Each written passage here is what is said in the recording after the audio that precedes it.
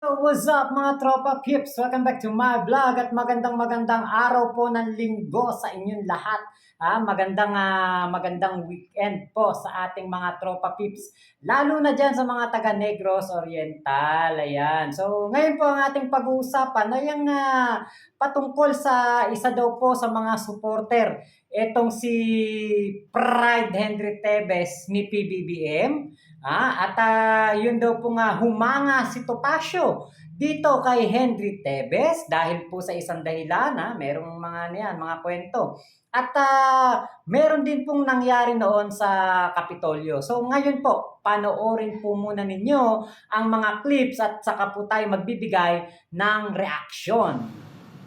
Actually, saludo nga po ako rito kay Governor Pride Henry Tebes sapagkat, alam nyo, noon pong hindi umaksyon ang ating Korte Suprema doon sa hinihiling naming TRO, ay ang payo ko sa kanya, wala pong legal reason para kayo ay umalis dyan sa Kapitolyo at mag-give way doon sa order ng DILG. Sapagkat kung hindi po nag-issue, kung dinay, magiging iba po ang aking payo sa kanya sapagkat tinanggihan ng Korte Suprema.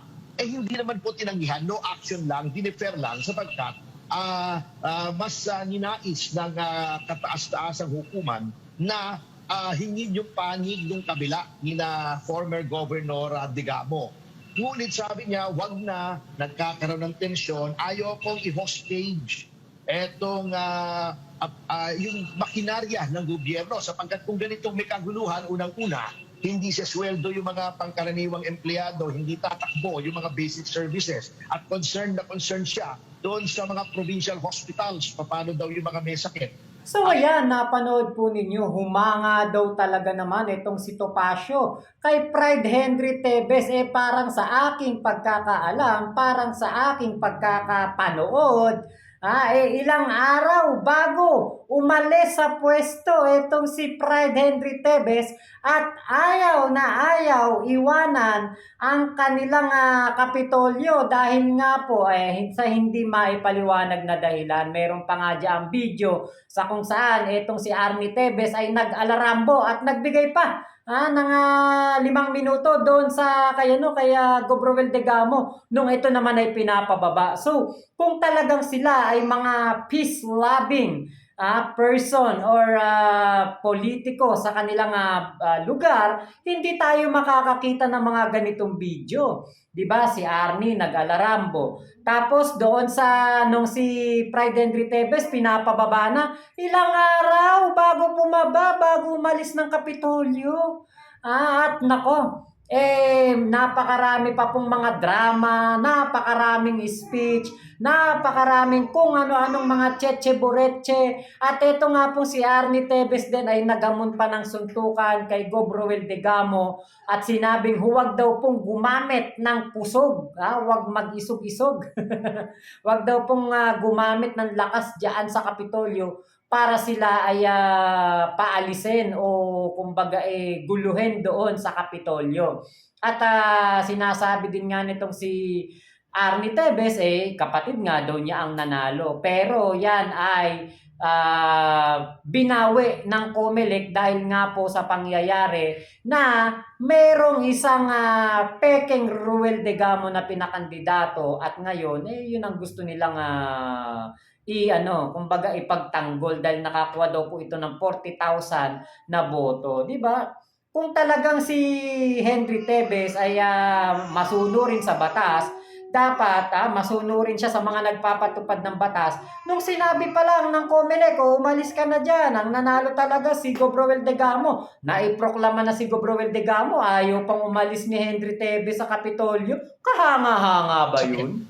Pangalawa, yung mga followers niya ay nandun sa labas ng provincial capital at siya daw ay protektahan. At siyempre may mga palaban doon. Ayaw niya kahit konti ay masaktan yung kanyang mga followers. So sabi niya, never mind my personal or political interest, never mind na makasabihin ng iba ay nakakahiya tayo. O, galing na mismo yan kay Topacio, di ba? Meron daw pong mga followers doon si Henry Tebes na mga palaban. So, ibig sabihin, handang gumawa ng kahit ano para lamang sa kanilang amo, para sa kanilang boss, sa kanilang iniidolo. Aba, teka, talagang parang merong katotohanan talaga dito na meron silang private army, na meron silang Tebes Terrorist Group, at totoong meron talagang mga tao na gagawin ng lahat para sa mga Tebes dahil nga po syempre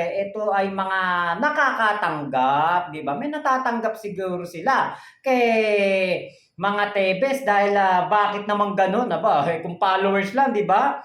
Kung followers lang talaga, hindi po gagawa ng kahit ano mga masamang hakbang yan.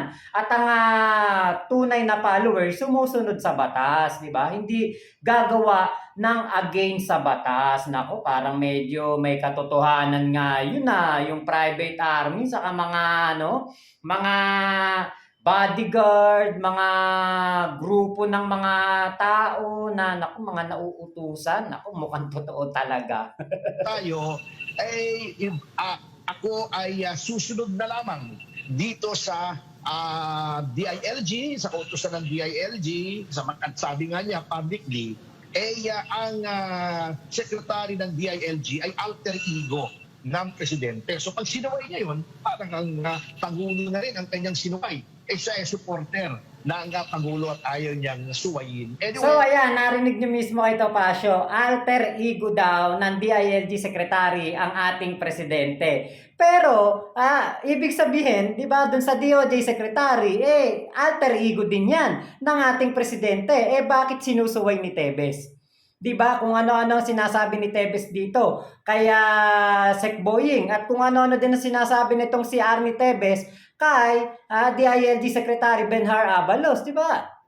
Alter ego daw po. So, dapat sumunod ka dyan. Dapat kung ano ang sinasabi at ginagawa ng DILG Secretary, ng DOJ Secretary, o kahit ng DPWH Secretary, o ng kung ano mga Secretary, Executive Secretary, di ba? Department of National Defense Secretary, di ba? Dapat sundin mo yan kasi alter ego yan ng Pangulo. Kaya lang, ewan ko bakit ganun. Alam pala ni Topacio na alter ego. Pero, nung time na merong mga sinasabi itong si Sec Boying kay Arnie Tebes, binanatan din niya itong si Sec Boying, di ba? So, ngayon, sabi ni Topacio, follower daw or supporter daw ni Henry Tebes etong si supporter ni PBBM daw si Henry Tebes. Sumusuporta si Henry Tebes kay PBBM. Parang teka,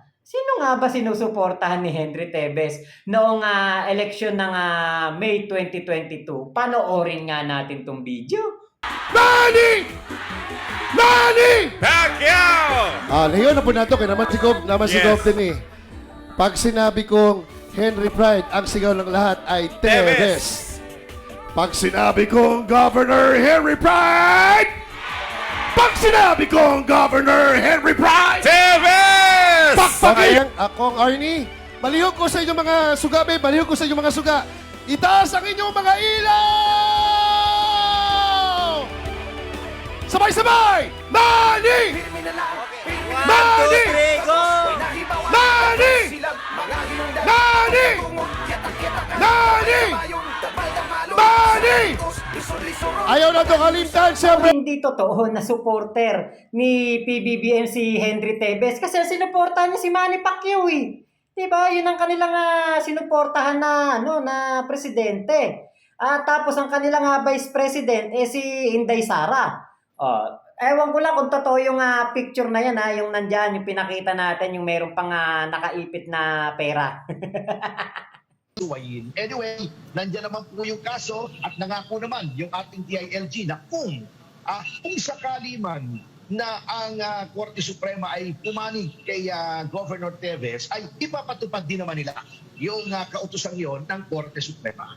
And Kaya lang, hindi na po yan nahintay ng mga etong ni Arnie Tevez, hindi niya na nahintay. Kaya siguro, pinag-utos na ang pagpapatrabaho dito kay Gobroel Degamo dahil nga po siya ang tinuturong mastermind. Kasi ayan di ba? Hindi na umabot sa punto na nahintay pa nila ang desisyon ng Korte Suprema. At tingin siguro nila na hindi papabor sa mga Tebes ang desisyon ng Korte Suprema at si Gobroel Degamo talaga ang mauupong gobernador ng Negros Oriental. Kaya ayun, nangyari ang Pamplona Massacre noong March 4. Ayan, so yun lamang po. Maraming salamat sa pagsama ninyo dito sa vlog na ito. Ingat po kayong lahat. Nasa mga panig kayo ng mundo. Mwah mwah, chup chup, love you, love you. God bless us all, Pilipinas. God first.